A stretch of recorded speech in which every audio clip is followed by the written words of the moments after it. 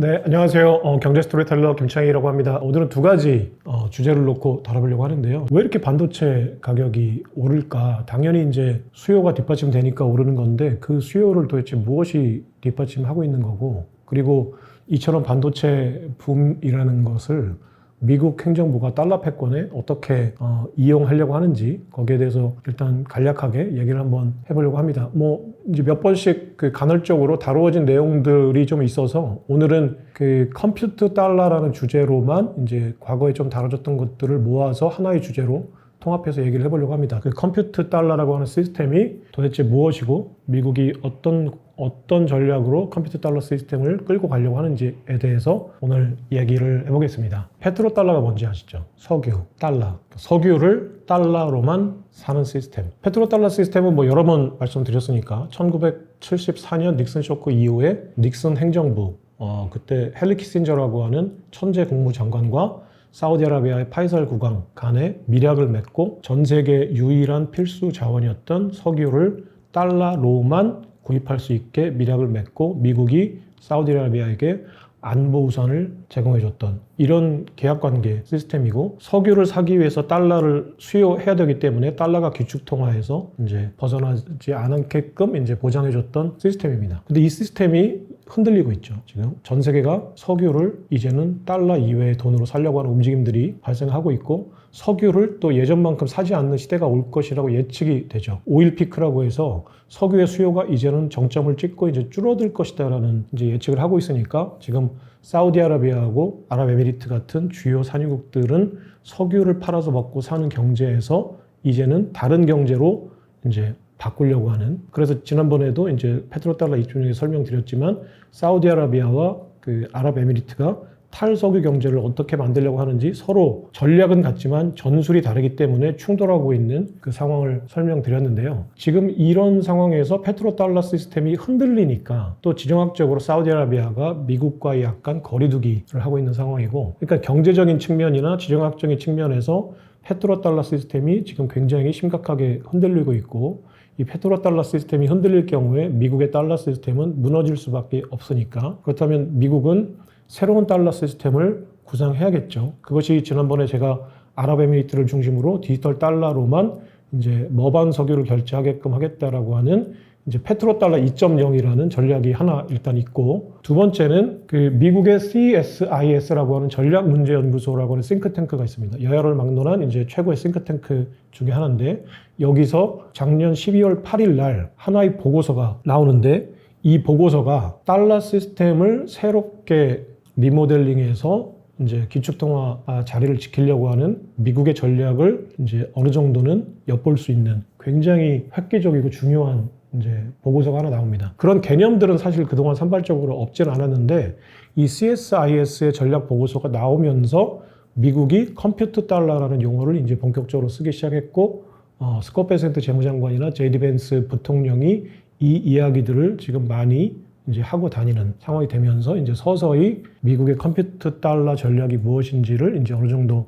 가늠해 볼 수 있는 상황이 됐습니다. 컴퓨터 달러 시스템은 그럼 뭘까요? 미국의 컴퓨터를 달러로만 살 수 있다는 거죠. 근데 여기서 이제 컴퓨터라고 하는 거는 우리가 흔히 예전에 이제 개념으로는 우리 이제 70년대 생들이 볼 때는 컴퓨터 달러 그러면 이제 우리가 알고 있는 IBM의 컴퓨터나 퀄컴의 컴퓨터나 이런 노트북 같은 거를 이제 얘기하는 것으로 이제 오해하기 쉬운데, 여기서 컴퓨터 달러라고 하는 컴퓨팅 파워를 말하는 거예요. 구체적으로는 AI 반도체를 말합니다. 네, 지금 미국이 전 세계 패권을 장악하고 있는 AI, 그리고 AI를 만드는 데 들어가는 반도체를 달러로만 살 수 있게 하겠다. 그럼 그게 뭐야 도대체? 라는 거죠. 어떻게 그렇게 할 수 있는 거지? 라는 거죠.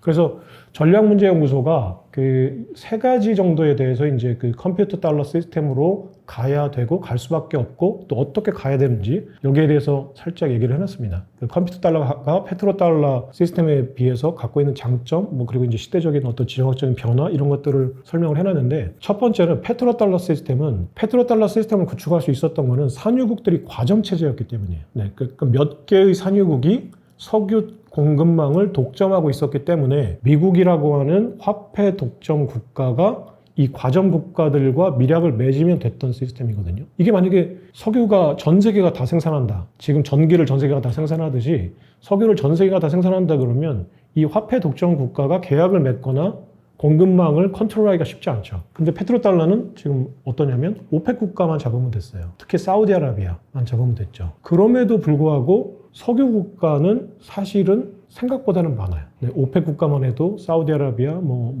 이집트, 나이지리아, 이란, 이라크, 많이 있죠. 오만.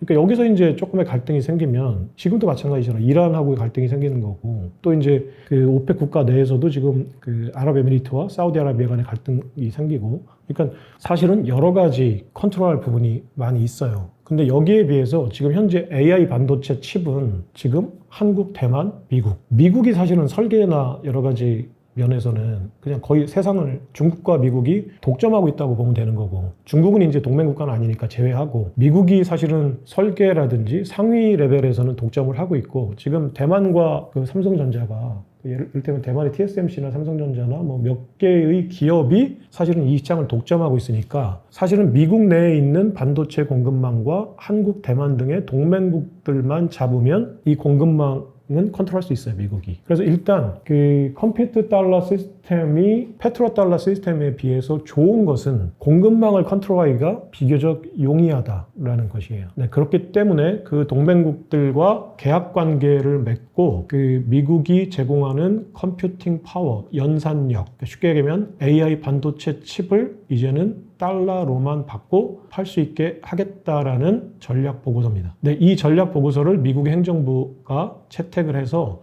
상무부나 재무부나 국방부가 이제는 해외 기업들에게 미국과 무역을 할 때, 관련 무역을 할 때 어떻게 해야 된다라고 하는 가이드라인이나 지침을 법으로 못 박아서 요구를 하고 있는 상황이에요. 자, 두 번째는 그 컴퓨터 달러 시스템이 페트로 달러 시스템에 비해서 한 가지 안 좋은 점은 있습니다. 석유라는 자원은 사실은 거대한 유조선이 항구에 들어가서 사가지고 나오는 거거든요. 그러니까 석유 공급망을 컨트롤하기는 쉽지 않지만 석유 공급망에서 어떻게 석유가 유통되고 있는지를 모니터링하기는 좋아요. 이제 거대한 실물들이 왔다 갔다 하니까 이 공급망이 지금 미국의 의도대로 잘 작동하고 있는지를 모니터링하기는 좋은데 컴퓨팅 파워라는 거, AI 서비스를 누가 누구에게 하는지 이거는 지금 네트워크 상에서 움직이는 거기 때문에 미국이 이거를 일일이 다 모니터링 하기가 쉽지 않죠. 그러니까 이거를 모니터링 하기 위해서는 이 공급망에 있는 이 각각의 운영진들, 노드들이 미국과 협조 관계를 맺어야 돼요. 그리고 화폐 자체가 프로그램이 가능해서 이 노드들이 채택한 화폐 자체가 미국이 모니터링하기 좋은 상태가 돼야 돼요. 이거를 그냥 그 페트로달러처럼 종이돈으로 주고받고 유조선으로 나르면은 보기가 좋은데 사실은 네트워크 상에서 벌어지는 일들을 미국이 네트워크 상에서 모니터링 하기는 쉽지 않아요. 그리고 돈이 왔다 갔다 하는 걸 모니터링 하려면 이것도 네트워크 상에서 모니터링을 하는 시스템으로 이제 갈 수밖에 없다는 거죠. 그래서 페트로달러 시스템에 비해서 좋은 거는 공급망 안에 참여자들이 그렇게 많지 않다. 나쁜 거는 이 참여자들이 어떤 활동을 하고 있는지를 모니터링하기가 물리적인 것이 아니기 때문에 쉽지 않다는 거예요. 이 두 가지를 결합해서 어떻게 하려고 하는 거냐라는 이제 문제가 발생을 하는 거예요. 그래서 미국이 이제 내놓은 것은 아까 말씀드렸던 몇 개 안 되는 이 주체들에게 첫 번째는 AI 엔비디아 칩을 달러로만 사게끔 하겠다. 근데 이것보다 더 중요한 게 있어요. 이것보다 더 중요한 거. AI 엔비디아 칩을 만약에 그 아랍에미리트에 있는 G42라고 하는 AI 기업이 100억 달러어치를 사요. 그럼 이거 100억 달러어치를 달러로만 결제하게끔 하는 거는 사실은 그렇게 큰 돈은 아니에요. 이거를 달러로만 결제하겠다라고 했는데 근데 그것보다는 G42가 AI 엔비디아 칩을 사서 AI 데이터 센터를 만들죠. 그러면 이 AI 데이터 센터 서버에서 서비스해주는 이 서비스는 굉장히 오랫동안 지속적으로 서비스를 하는 거잖아요. 구독 서비스를 해주는 거잖아요. 이 서비스 공급망이 훨씬 더 커요. 그 엔비디아 칩을 사는 것도 달러로만 결제하게끔 하는 게 중요한데 AI 칩을 산 업체들이 자신들이 하는 서비스를 제3자에게 달러로만 받고 판매하는 이 시스템까지가 컴퓨터 달러 시스템이 구축하려고 하는 이제 시스템이에요. 근데 그렇다면 AI 엔비디아 칩이야. 이거 앞으로 살 때 달러 갖고 와. 이러면 간단한 문제인데. 근데 예를 들어서 아랍에미리트의 G42라는 국영 AI 기업이 내가 베를린에 있는 어떤 병원에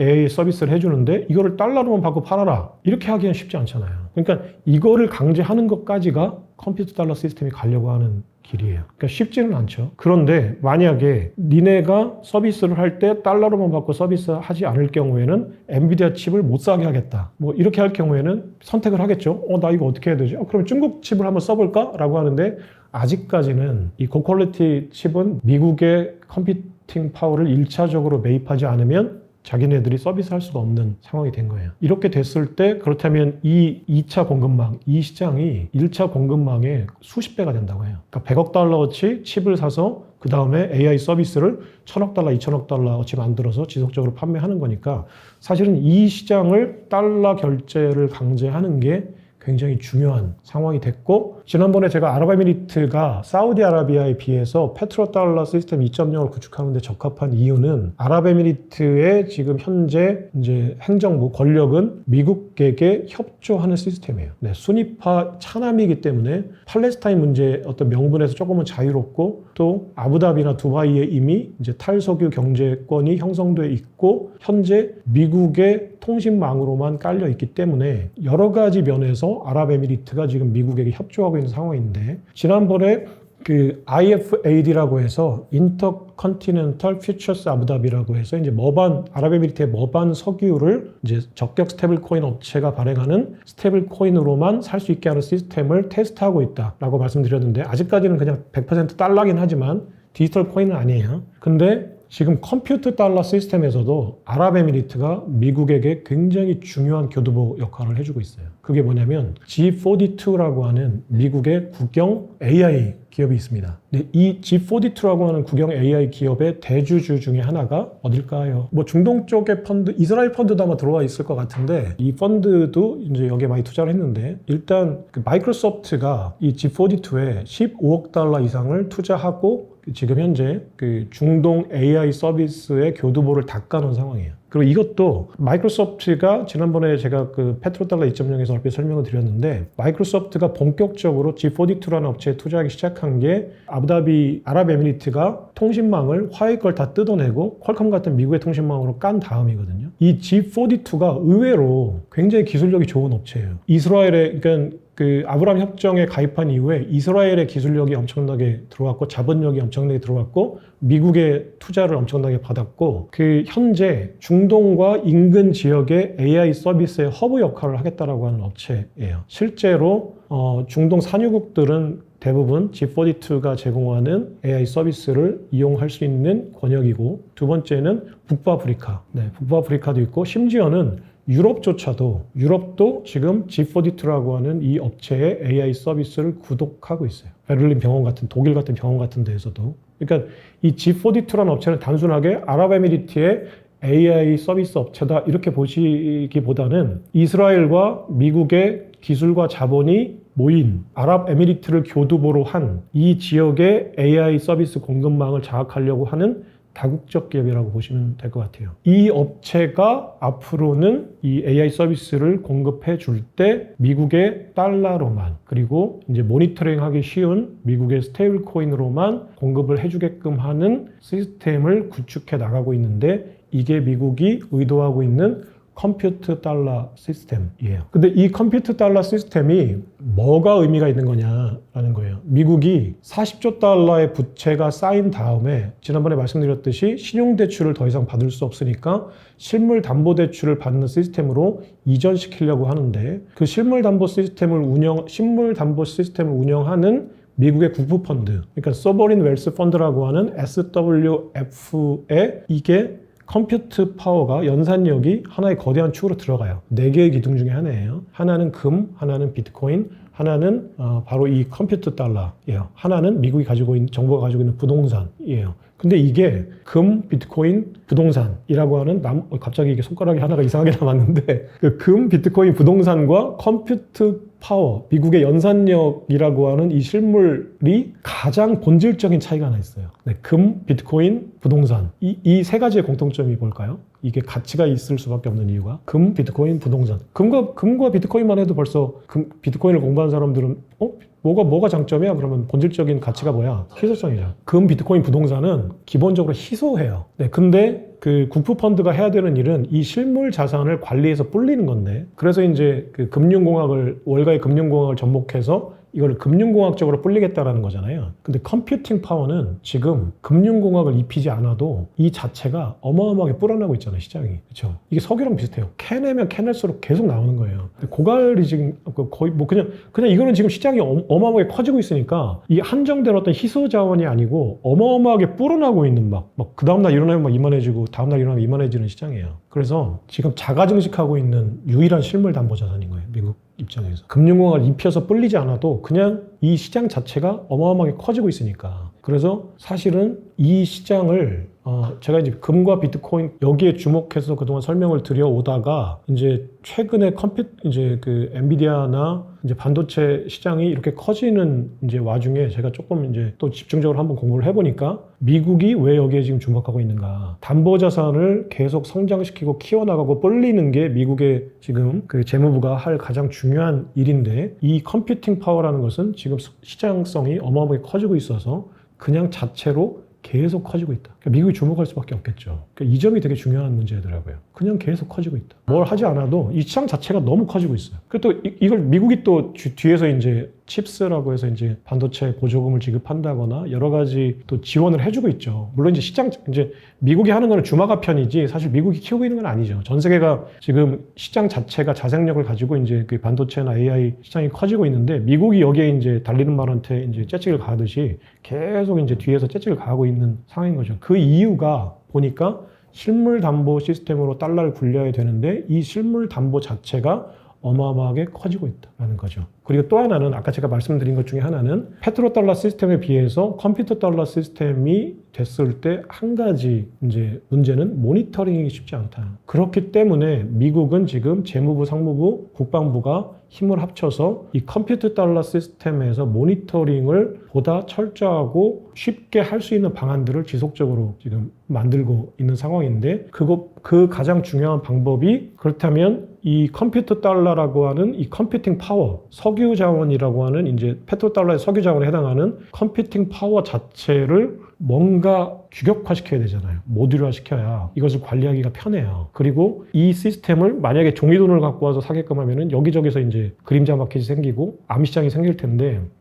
미국이 통제할 수 있는 컴퓨터 네트워크 상에서 이것을 프로그램이 가능한 이제 스테이블 코인으로만 살 수 있게 하면 이제 관리가 쉬워지는 거죠. 그러니까 이 컴퓨팅 파워를 모듈화하는 방법이 또 나오는데 RWA예요. 실물 자산화, 토큰이죠. 그러니까 쉽게 얘기하면 컴퓨팅 파워라는 이 자산 자체를 토큰화 시키는 거예요. 이걸 블랙록이 지금 작업을 하고 있다고 해요. 컴퓨팅 파워 시스템을 장악하기 위해서 컴퓨팅 파워 시스템 안에 자신들이 이제 수익 구조를 만들기 위해서 블랙록이 또 컴퓨팅 파워라는 걸, 컴퓨팅 파워는 사실은 이거를 이제 모듈화하기가 쉽지 않잖아요. 예를 들어서 제미나이 AI 서비스 10시간짜리 쿠폰 이런 게 얼마야 라고 하는 거. 이걸 사실은 모든 거를 다 미국이 제공해주는 또는 그것과 연관된 이런 아까 얘기했듯이 G42라고 하는 아랍에미리트 AI 기업이 다른 국가들에게 제공해주는 컴퓨팅 파워까지도 미국이 생각하고 있는 공급망인데, 이것들을 다 하나에 규격화시켜서 그 어떤 접근권을 만들어주고 그 토큰을 만들어서 이 토큰 하나에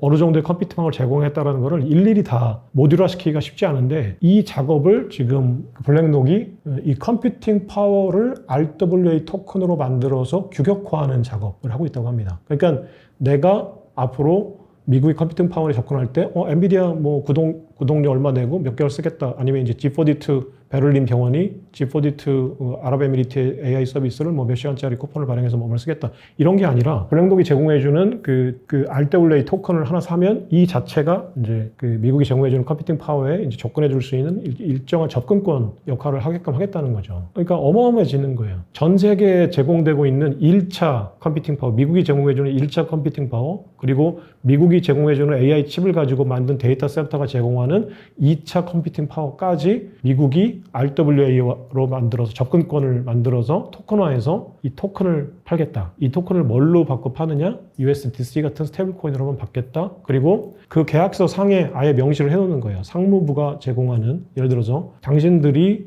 엔비디아 칩을 사서 AI 서비스를 제공할 때 미국이 만든 적격 스테이블 코인으로만 결제를 하고 그렇지 않을 경우에는 서비스를 차단시키는 거에 동의해라 라는 킬 스위치라고 하는데, 그러니까 미국의 상무부와 재무부와 국방부가 모니터링을 하고 있다가 갑자기 얘네들이 중국의 어떤 CBDC, 위안 CBDC를 받고 판다거나 아니면 화웨이 칩을 사서 뭔가 하려고 한다거나 이런 것들이 모니터링에 잡혔을 때에는 바로 이 서비스를 이제 중단하는, 미국이 중단하는, 네, 원격을 끌 수 있는 거예요.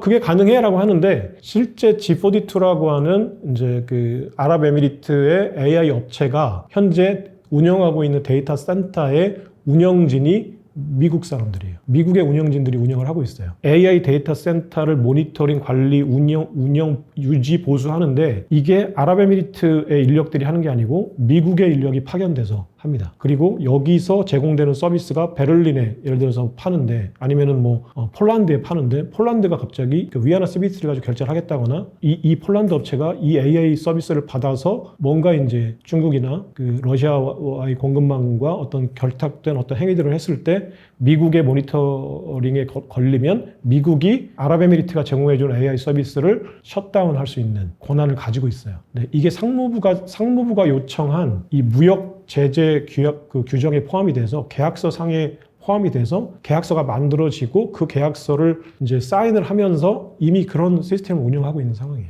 말레이시아도 비슷한 계약을 했었고, 네, 그게 되게 중요해요. F-35 전투기도 소프트웨어 업그레이드를 해야 되는데 만약에 이 F-35 전투기를 이제 운영하려고 했을 때 아랍에미리트나 이제 F-35 전투기를 수입한 국가에서 그 미국이 제공해주는 AI 공급망에서 이탈하려고 할 때 그냥 꺼버리는 킬 스위치가 다 포함시키려고 하는 거예요. 근데 실제로 이걸 포함시키기가 쉽지는 않을 거 아니에요. 이게 굴욕이잖아요. 어떻게 보면 우리가 가지고 있는 주권을, 소버린을 미국의 손가락 안에 맡기는 거예요. 우리가 돈 내고 산 손님인데 이 돈 내고 산 손님들이 지금 그 판 국가한테 고개 숙이고 들어가야 되는 거잖아요. 그러니까 이게 일종의 굴욕이고 주권의 문제예요. 그러니까 사실은 이게 경제적으로 필요하다고 해도 실제로 그런 계약서에 사인을 한다는 게 쉽지는 않아요. 독자 노선이냐 이제 고립될 거냐, 자립이냐 고립이냐를 이제 결정해야 되는 건데 자립할 수 있는 국가는 없어요 지금.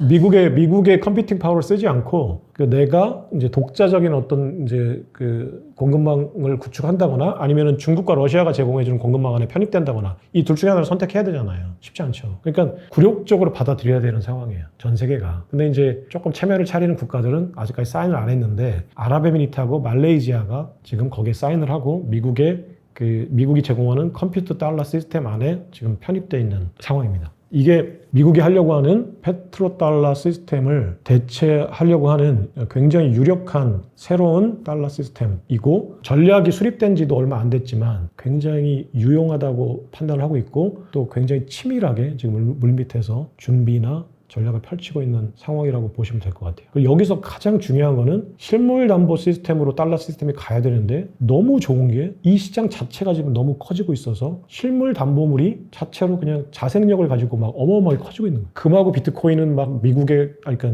월가의 금융공학을 막 때려 붙여다가 막 어떻게든 키워보려고 막 하고 있는데 그냥 컴퓨팅 달러 시스템은 그냥 그 자체가 막 커지고 있으니까 제가 봐도 일단 이것부터 키우고 보자 뭐 하지 않을까 싶어요. 그렇죠. 이게 완떡이야. 그러니까 이게 지금 사실은 그 트럼프 2기 행정부 때부터 제네시스 프로젝트라든지 여러 가지로 그러니까 드릴 베이비 드릴도 사실은 AI 데이터 센터를 싸게 공급하자라는 거였으니까 굉장히 근원적인 되게 전략이 아니었을까. 네, 그 트럼프가 백악관에 들어오기 전부터 여기에 대해서 학습을 하고 들어온 게 아닌가 싶을 정도로 이게 굉장히 유용한 전략이고 지금 시장에 맞춰서 미국이 가장 가시적으로 할 수 있는 하나의 전략이다. 금을 RWA로 만들어서 제재담보 시장에서 불리는 것, 비트코인을 또 제재담보 시장에서 불리는 것, 스테이블코인으로 국채를 수요하게끔 하는 것. 이런 전략들은 전략이고 실행해 나가는 이제 실행 계획을 세우고 있는 단계지만 반도체 시장은 이미 어마어마하게 커지고 있고 여기에 스위치만 하나 꽂아서 연결을 하면 달러 시스템이 다시 또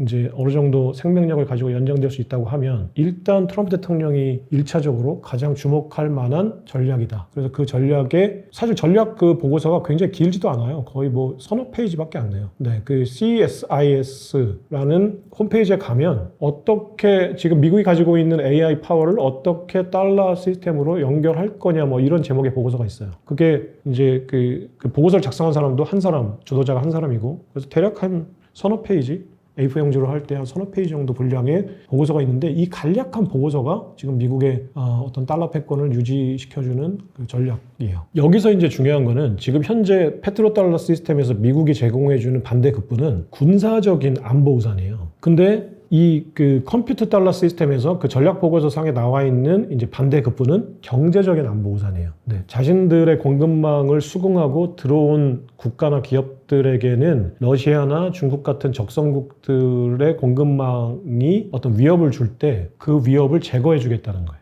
미국이. 물론 여기에는 이제 또 군사력도 들어가겠죠. 근데 니네가 새로운 적성국들 포함해서 모든 적성국들의 AI 공급망에서 위협을 받을 때 미국이 그 위협을 관리하고 제거해 주겠다라고 하는 거니까, 간단히 얘기하면 컴퓨터 달러 시스템에서 컴퓨팅 파워 자체가 이제 경제 안보 우산이 되는 거예요. 이 안에 들어왔다는 것 자체가 이미 그 어떤 골든덤 안에, 그러니까 AI 공급망의 골든덤 안에 들어와 있다라는 거니까, 그 페트로달러 시스템과 거의 똑같은 그 구조 안에서 이제 이 대상과 그 결제 시스템만 바꿔서 뭔가 새로운 거를 끌고 나가는데 석유처럼 파내면 파낼수록 커지는 시스템이 되는 거고, 아까 말씀드렸듯이 AI 반도체 칩 하나를 사서 이제 서비스해주는 이 공급망이 이제 계속 문어발식으로 확장되는데, 그 미국 1차적인 상품 자체가 이제 하나의 씨앗이 돼서 거대한 유적을 만드는 이런 전략으로 가겠다라는 거니까, 굉장히 무서운 전략인 것 같아요. 네, 그리고 희한할 정도로 지금 아랍에미리트가 미국의 이런 전략들을 이제 공부할 때 꼭 맨 마지막에 실제로 실행하고 있는 국가를 보면 이상하리 많지 아랍에미리트가 자꾸 나와요. 그러니까 여기에 좀 주목을 해보셔야 돼요. 아랍에미리트가 왜 자꾸 미국의 어떤 전략적인 패권 전략에 자꾸 나오나. 여기 이것은 굉장히 주목해야 될 만한 사실이에요. 지금 미국이 그 이란 전쟁을 지렛대로 해서 사우디아라비아를 최대한 끌고 가려고 하는데, 지금 아랍에미리트가 사우디아라비아의 유력한 대안으로 부상한 것만큼은 사실이고, 실제로는 이 그 블록체인 네트워크 상에서는 사우디아라비아보다 아랍에미리트가 훨씬 더 강력한 파트너예요. 현재로서는. 물론 사우디아라비아가 미국에게 적극 협조하겠다라고 하는 순간 네트워크를 깔고 체제에 편입되는 게 불가능하지는 않지만, 이미 오래전부터 아랍에미리트는 이미 온체인 상에서 미국의 달러 패권에 굉장히 유용하고 강력한 파트너다라는 거예요. 네, 아랍에미리트에 대해서 한번 집중적으로 한번 파보는 것도, 왜 얘는 이 아랍에미리트가 이렇게 하고 있을까? 그리고 실제로 이스라엘의 기술 자본, 미국의 그 어떤 월가의 어떤 손이 어느 정도 지금 아랍에미리트에 들어와 있는가를 한번 낱낱이 파보는 것도 되게 재밌을 것 같아요. 네, 안녕하세요. 경제 스토리텔러 김창익 작가입니다. 오늘 빅픽처에서는 실물 담보 얘기를 계속 하고 있는데, 최근에 뭐 그 금 얘기 한번 종합적으로 정리한다는 의미예요. 그 금 얘기는 계속 지속적으로 해왔기 때문에 그 하나의 알맹이 하나 자체들은 아마 다 들어보셨던 걸 텐데, 한번 그 알맹이를 다 엮어서 하나의 그냥 그 목걸이를 오늘 한번 만들어 본다는 의미로, 그 최근에 이제 금과 관련된 의미 있는 뉴스가 하나 있어서 얘기해 보려고 합니다. 최근에 그 전 세계 중앙은행이 가지고 있는 금의 비중이 미국의 국채 채권, 미국의 국채를 29년 만에 다시 넘어섰다라는 거예요. 금을 더 사오는 것도 있고, 또 이유는 여러 가지가 있는데, 미국 국채를 내다 판 것도 있고, 또는 사놓은 금이 가격이 오른 것도 있고, 비중이 29년 만에, 거의 30년 만에 이제 처음으로 이제 금의 비중이, 회계 장부상의 금의 비중이 미국의 국채를 넘어섰다. 이게 이제 굉장히 큰 상징적인 의미니까, 왜 미국의 국채를 그 중앙은행에 대다 팔고 이제 금을 제기를 하고 있는 건가라는 이제 현상들이 이제 줄곧 이어져 왔었는데, 2025년을 기준으로 드디어 금의 비중이 미국의 국채를 넘어섰다. 이거는 굉장히 역사적인 사건이기 때문에 한번 다뤄볼 만해서, 오늘 사실은 이 얘기가 전부입니다. 지금 금의 비중이 전 세계 중앙은행의 27%입니다. 달러의 비중이 22%니까 5%포인트가 금의 비중이 앞선 거죠. 이게 지금 금은 1년 동안에 7%포인트 늘어난 거예요. 20%에서 27%로 7%포인트 증가하고, 지금 달러는 그 25%에서 22%로 3%포인트 감소한 겁니다. 여기 가장 중요한 이유는 금의 가격이 올랐고, 중앙은행들이 연간 1,000톤에서 800톤의 금을 사재기를 하고 있고, 국채는 일정 부분 내다 파는 상황입니다. 그래서 작년 기준으로 전 세계 중앙은행이 금고에 보관하고 있는 금의량이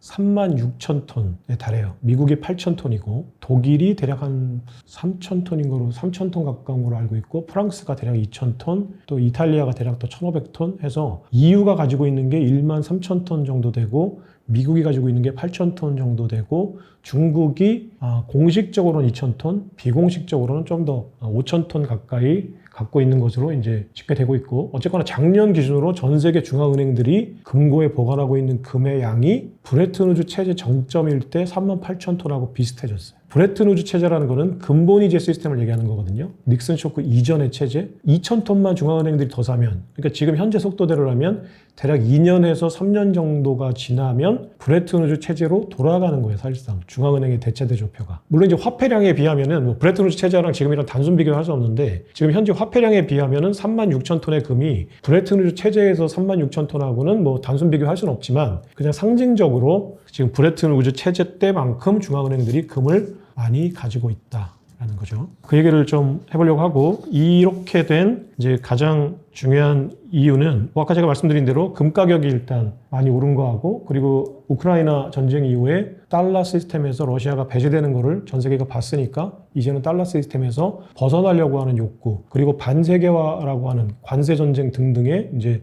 전 세계가 이제 실물 담보 경쟁을 해야 되는 이제 그런 경제 시스템으로 회귀하고 있다라는 것을 전 세계가 이미 인지하고 느끼고 있기 때문에 실물 담보물의 대표적인 금을 일단 지어놔야 된다. 그래서 금을 사재기 하고 있는 거죠. 그래서 이렇게 된 가장 중요한 어떤 트리거 중에 하나는 일단 금이 그동안 어떤 상황이었는지를 일단 설명을 드릴게요. 금은 닉슨 쇼크 이후에 닉슨 쇼크가 뭔지 아시죠? 네, 닉슨 쇼크는 금으로 달러를 바꿔주는 시스템. 그러니까 사실은 달러는 내가 언제든지 미국의 연준에 가서 금으로 바꿀 수 있는 금 증서였던 셈인데 미국이 베트남 전쟁 등등으로 어떤 달러의 발권력을 자유화시키기 위해서 쉽게 해서 마음대로 찍기 위해서 금고에 있는 금과 달러의 연결을 끊어버린 상황이죠. 그때부터 미국이 행정부가 금액에 가혹한 짓들을 해왔습니다. 미국 정부는 금액에 상당히 가혹한 짓을 치밀하게 해왔어요. 왜냐하면 금이라는 전 세계가 전통적으로 화폐라고 생각하는 화폐와 달러라고 하는 미국 정부가 발행한 화폐 간의 화폐 시장에서 패권자리를 놓고 싸우게 된 거예요. 닉슨 쇼크 이후에. 사람들이 무엇이 화폐냐, 무엇이 진정한 화폐냐 이걸 가지고 논쟁하기 시작한 거예요. 사실은 그 전까지만 해도 금이 화폐였기 때문에 논쟁의 여지가 없었죠. 달러 이퀄 금이었거든요. 근데 여기서 중간에 갑자기 칼질을 해버리니까 사람들이 시장에서 달러를 써야 될까, 금을 써야 될까, 무엇이 진정한 화폐인가 생각을 해봤을 거 아니에요. 이게 닉슨 쇼크의 가장 치명적인 부작용이었어요. 달러를 법정화폐 시스템, 피아트 머니라고 하는 화폐 최고의 패권 자리에 올려놓기 위해서 닉슨 쇼크라는 거를 내버렸는데 시장에서는 사람들이 딴 생각을 하고 있었던 거예요.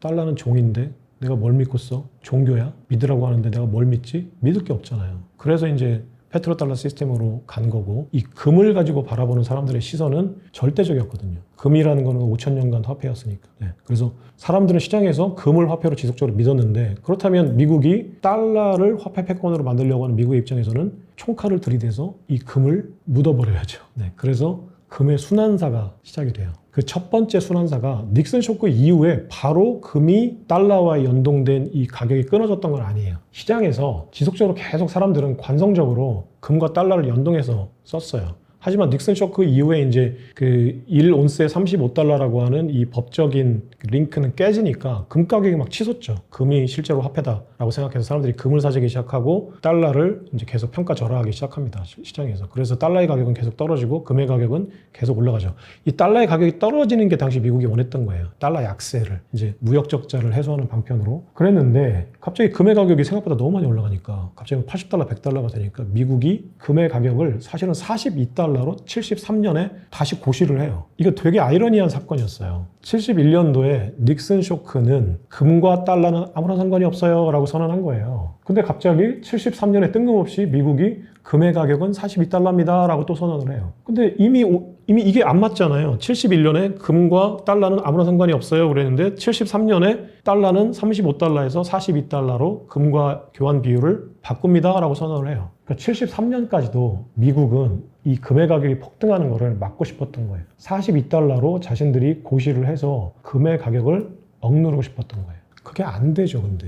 네, 시장에서는 계속 사람들이 금이 화폐야, 달러가 화폐야 라는 걸 계속 물어보기 시작했고, 정답은 그들이 내린, 시장 참여자들이 내린 답은 그래도 역시 금이 화폐야. 네, 이때부터 이제 미국이 공작을 하기 시작합니다. 더 이상 시장에서 막는 거는 불가능하다. 네, 그래서 미국의 행정부와 정보 당국이 공작에 들어갑니다. 오퍼레이션에 들어가요. 작전에. 그게 뭐냐? 금을 회계적으로 또는 선물 시장에서 찍어 누르는 거였어요. 네, 그래서 일단 76년에 자메이카 협정을 맺게 됩니다. 네, 이거는 킹스턴 체제라고 해서 그냥 경제사에 나오는 그냥 너무 유명한 사건이에요. 근데 사람들한테 킹스턴 체제가 뭐예요? 라고 물으면 사람들이 잘 모르죠. 네, 자메이카 킹스턴에 이제 전 세계 재무장관들이 모여서 협정을 맺습니다. 자, 닉슨 쇼크 때 이미 얘기했던 거를 반복하는 거예요. 이제 공식적으로 인정하는 거예요. 6년 만에. 앞으로 달러는 금에 연동되지 않습니다. 35달러 이 링크를 실제적으로 끊습니다. 그리고 전 세계는 그리고 35달러를 이론스에 묶고 전 세계 다른 돈은 달러에 묶었었거든요. 그러니까 금과 달러의 어떤 이 연결관계를 또 여기서 다시 한번 재확인했어요. 그리고 달러와 다른 돈들의 이제 고정 환율도 여기서 이제 끊어내겠다고 재확인합니다. 그래서 6년 만에, 5년 만에 사실은 닉슨 쇼크 이후에 닉슨 쇼크 체제가 실제로 시작된 것은 시장에서 혼란을 5년 동안 겪다가 닉슨 쇼크 시스템이 실제로 시장에서 이제는 법적으로 강제되기 시작한 것은 1976년 자메이카 킹스턴 협정, 그래서 킹스턴 체제라고 하는 거예요. 이때부터 실질적으로 모든 회계장부에서 금과 달러는 상관이 없는 자산이 되고 달러와 전 세계 모든 화폐는 고정환율제에서 끊어지고 변동환율제로 이제는 들어갑니다. 네, 이게 이제 자메이카 킹스턴 협정이고 이때부터 미국이 본격적으로 공작을 시작해요. 첫 번째가 선물 시장을 만들어요. 금 선물 시장, 종이금 시장. 이게 어떤 의미일까요? 그러니까 지금 미국이 하려고 하는 거랑 비슷해요, 사실은. 실물 담보 시스템으로 가는데 실물 담보가 한정돼 있으니까 담보물을 복제하자라는 게 지금 미국의 구부펀드 설립의 목적이거든요. 당시에도 또 비슷한 금융공학을 이용한 거예요. 실물 금을 내다 팔아서 금 가격을 떨어뜨려야 되는데, 그러니까 지금 금 가격이 너무 올라가니까 달러의 가치는 떨어지고, 그럼 미국이 할 수 있는 일은 자신들이 가지고 있는 금을 내다 팔아서 금 시장에서 금의 가격을 떨어뜨리는 거예요. 쉽게 얘기해서 금의 공급량을 늘리는 거예요. 금의 수요가 너무 많아지니까 금의 공급은 한정돼 있는데 수요는 많아지고 금 가격이 올라가잖아요. 이게 앞으로 금 가격이 올라가고 비트코인 가격이 올라갈 거라고 믿는 근본적인 구조예요. 근데 미국은 이 근본적인 구조를 깨고 싶었던 거예요. 그러니까 공급량을 늘려서, 시장의 공급량을 늘려서 금 가격을 누르고 싶었던 거예요. 그래서 사실은 60년대 중반부터 미국은 금풀이라는, 골드풀이라는 걸 운영했어요. 전 세계 주요국들이 모여서 금을 객출해서 모은 다음에 주머니를 만들어서 금 가격이 올라갈 때마다 이 금풀에서 금을 내다가 런던 시장하고 뉴욕 시장에서 팔았어요. 그래서 금 가격을 어느 정도 낮게 유지를 해왔는데 수요가 폭발하니까 이 체제가 깨지고 프랑스가 미국 좋은 일 하기 싫다고 금풀에서 이탈하고 미국에 있는 금을 되찾아가면서 닉슨 쇼크가 난 거예요. 아, 모르겠다, 이제 배째자. 그게 닉슨 쇼크예요. 금풀 유지가 더 이상 안 된다 라는 건데, 미국이, 유럽 국가들이 미국 좋은 일 하기 싫다, 미국이 올바르지 않은 특권을 누리고 있다는 게 이제 당시에 드골 대통령이 했던 말이에요. 미국 니네가, 닉슨 행정부가 왜 아무런 자격도 없는 그 국가가 왜 니네만 지금 이런 혜택을 달라라는 어떤 그 무한 발권력이라는 특별 혜택, 특권을 누리는 거냐. 그리고 우리가 왜 네가 너 좋은 일에 우리 금을 바쳐가지고 우리가 희생해야 되는 거냐. 우리 못하겠다 하고 드골이 선언하면서 이제 금풀이 깨졌는데, 그러니까 그 다음부터 금의 가격을 누르려고 금을 시장에 내다 팔아야 되는데 보니까 유럽 국가들이 협조를 안 해주니까 미국이 고안해낸 방식이 월가의 금융공학을 또 데려오는 거예요. 그렇다면 실물 금은 한정돼 있으니까 종이금으로 복제를 해서 이 금을 내다 팔자라는 거죠. 그래서 75년도에 미국이 처음으로 월가의 금 선물 시장을 만듭니다. 네, 그래서 이때부터 금을 종이로 복제해서, 금은 1톤인데 거의 수십 톤, 수백 톤의 금을 종이로 만들어서 팝니다. 네, 금 가격을 억누르기 시작했어요. 두 번째는 IMF를 미국이 주도적으로 설립했으니까 IMF의 회계 기준을 바꿉니다. 금을 저유동성 핫바리 자산으로 만들어요. 그러니까 티어 3라고 해서 원래 1등급 자산인데 3등급 자산으로 강등해버립니다. 왜 그러냐면, 봐라. 시장에서 금 가격이 어제는 1온스에 40달러, 오늘은 1온스에 80달러, 내일은 1온스에 120달러, 또 그 다음날이 되면 1온스에 또 다시 40달러. 이렇게 변동성이 큰 자산을 중앙은행이 준비금으로 비축하고 있는 게 말이 돼? 그러니까 IMF가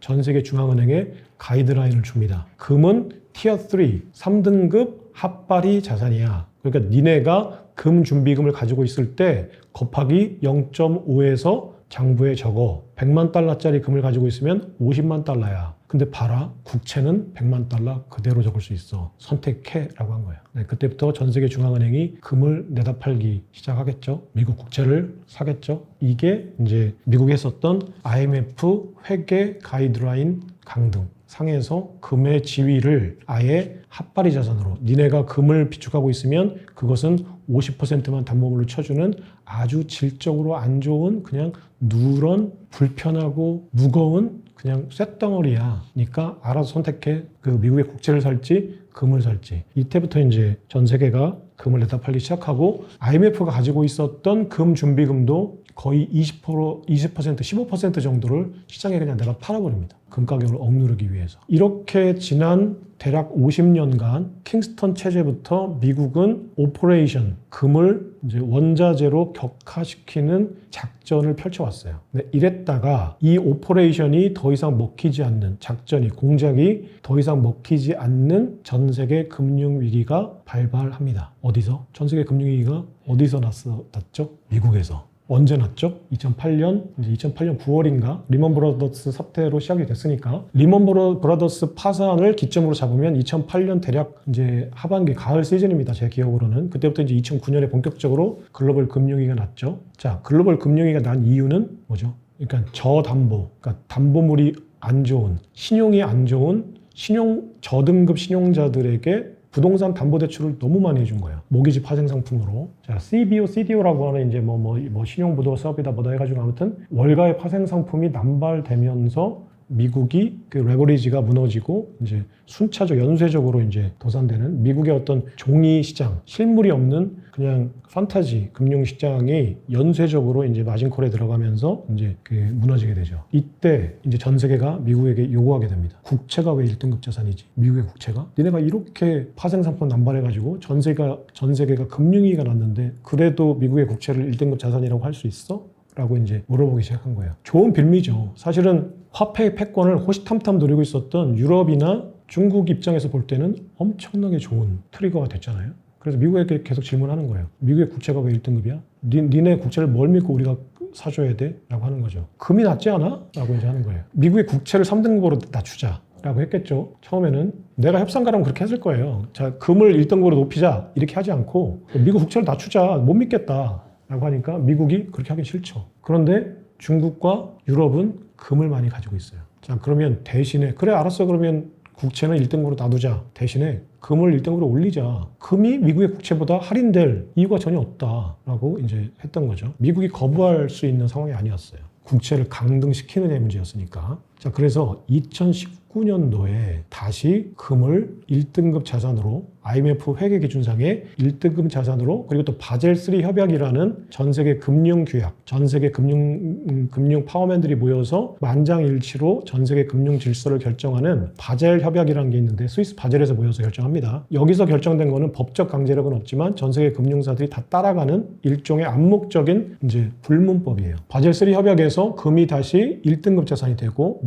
IMF 회계 기준상에도 티어 1 등급의 자산이 됩니다. 이때부터 전 세계 모든 중앙은행이 가지고 있는 금은 다시 50% 할인하지 않는 100% 유동성 자산이 돼요. 이때부터 금을 전 세계 그 중앙은행들이 사기 시작합니다. 2019년에 바젤3 협약이 맺어졌는데 실제로 전 세계 중앙은행이 이걸 채택해서 금을 1등급으로 회계 처리하기 시작한 건 미국이 2022년부터 했어요. 3년 전부터. 그러니까 사실상 그때부터라고 보시면 돼요. 바젤3 협약 체제는 실제로 그때부터 금 가격이 오릅니다. 지금 가만히 기억해 보시면 대략 2,000달러, 온스당 2,000달러 정도에 머물러 있었던 금의 가격이 지금 대략 5,000달러, 5,600달러까지 급등한 것이 바로 이 바젤3 협약이 미국이 채택해서 회계 처리하기 시작한 다음부터 본격화됐어요. 금의 가격은 사실은 금은 닉슨 쇼크 이후에 10년간 대략 그 레이건 행정부 때까지 대략 25배 정도가 올랐는데 그때부터 미국이 아까 제가 얘기했잖아요. 오퍼레이션을 펼치잖아요. 지속적으로 선물시장에서 찍어 눌렀죠. 그리고 이제 IMF 회계 기준 가이드라인 상에서 3등급 핫바리 자산으로 찍어 눌러 있었고 그러니까 금을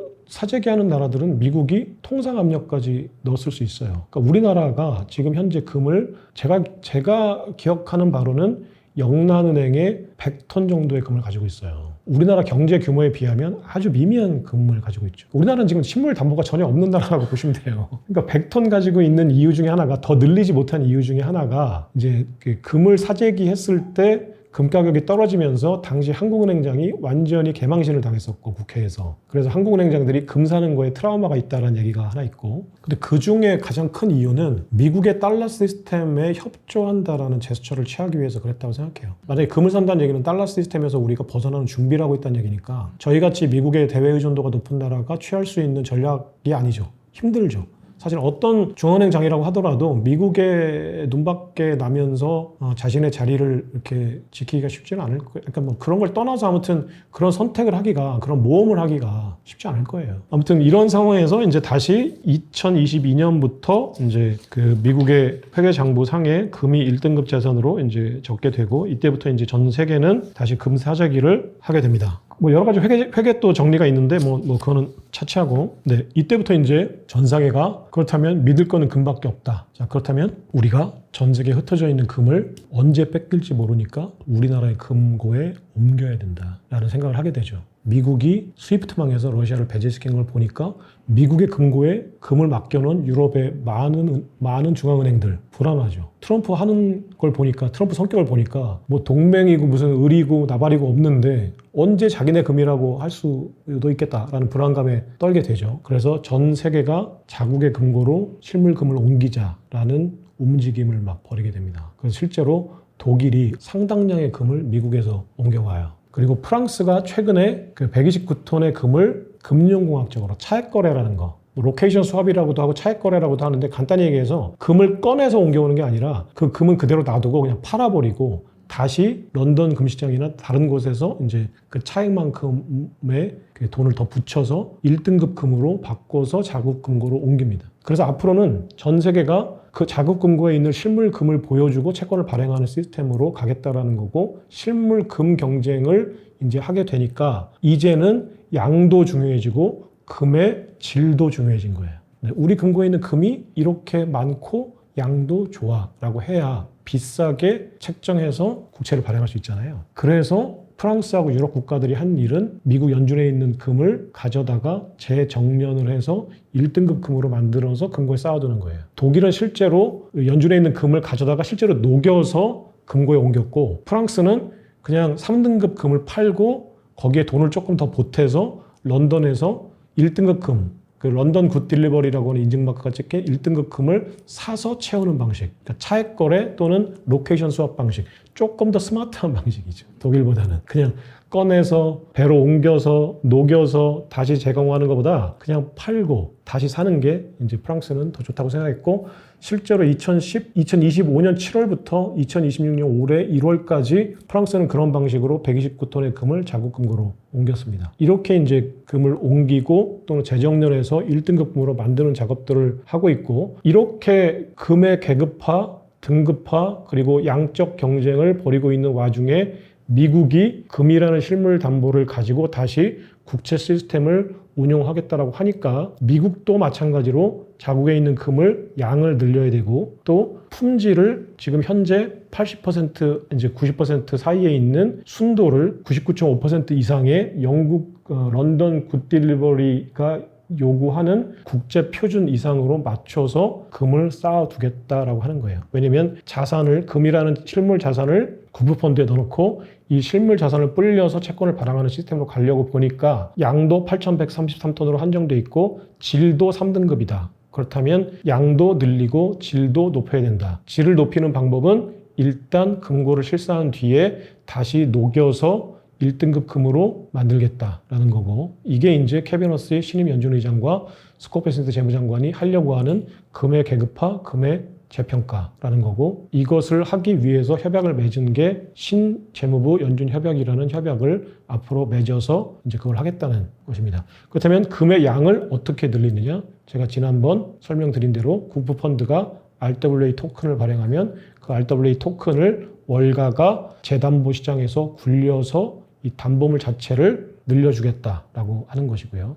이게 지금 미국과 전 세계가 금을 가지고 하려고 하는 미국 전 세계 중앙은행들의 준비금 비축 경쟁 상황이에요. 아까 말씀드렸듯이 미국은 국부펀드에 4가지 자산을 굴리는데 금, 비트코인, 컴퓨팅 파워, 그리고 부동산. 그런데 금, 비트코인, 부동산은 한정되어 있기 때문에 RWA 금융공학을 이 양을 늘리는데 활용하는 것이고, 컴퓨팅 파워는 양이 무한히 자체로 증식하기 때문에 RWA 토큰을 발행해서 접근권으로 쓰겠다는 거예요. 미국의 컴퓨팅 파워에 접근할 수 있는 RWA 토큰을 스테이블 코인으로만 사라 라고 하는 하나의 접근권으로 활용하겠다는 거죠. 그러니까 그 실물 담보 시스템의 4개의 기둥이 각각의 역할을 하게 되는데, 컴퓨팅 파워가 금이라는 실물 담보하고는 약간 역할이 다른 거는, 금이라는 실물 담보는 RWA라는 토큰으로 재담보 시장에서 무한히 늘리는 이제 역할을 하겠다는 거고, 컴퓨팅 파워는 무한히 늘어나는 자체 팽창력이 있기 때문에 이 무한히 늘어나는 컴퓨팅 파워의 접근권으로, 일종의 접근권으로 이제 RWA 시장을 이용하겠다. 이거를 둘 다 잡겠다라는 것은 블랙록이라고 하는 자산 운용사가 지금 하려고 하는 것이다 라고 보시면 연결이 될 것 같습니다. 그러니까 지금 미국 국채의 신뢰도가 떨어지니까 수요가 떨어지는 거죠, 당연히. 그러니까 그 수요를 다시 만드는 방법이, 미국 국채를 그동안은 그 페트로달러 시스템 하에서는 예를 들어서 사우디아라비아가 달러를 받고 석유를 팔잖아요. 그럼 사우디아라비아가 미국 국채를 사주는 의사결정을 해야 되는 거예요. 이게 지금 미국 국채 환류 시스템, 그러니까 미국 달러 환류 시스템, 이 서큘레이션이라고 하는 시스템이 있는데, 이게 페트로달러 시스템 미락에서 이제 사우디아라비아가 해주는 역할이에요. 미국이 미국의 항공모함으로 사우디아라비아의 안보 우산이 돼주는 대신에 사우디아라비아는 달러로만 석유를 팔고 그 달러를 미국의 국채에 투자해 준다. 여기까지가 페트로달러 시스템이에요. 미국의 국채를 사준다까지가. 자, 근데 앞으로는 이 시스템, 앞으로 이제 컴퓨터 달러 시스템이나 이제 그 새로운 실물 담보 시스템 안에서 미국은 이 시스템 안에 포함되어 있는 플레이어가 의사 결정을 해서 국채를 사는 게 아니라 오토메이션 시스템으로 국채 수요를 만드는 거예요. 그게 뭐냐면, 예를 들어서 미국의 컴퓨팅 파워를 지금 달러로만 해주는 그 시스템이 아랍에미리트하고 하고 있다고 했잖아요. 그럼 아랍에미리트에서 만약에 이제 주변 국가들에게 G42가 AI 서비스를 달러로만, 스테이블 코인으로만 받고 서비스를 했어요. 그럼 아랍에미리트 G42가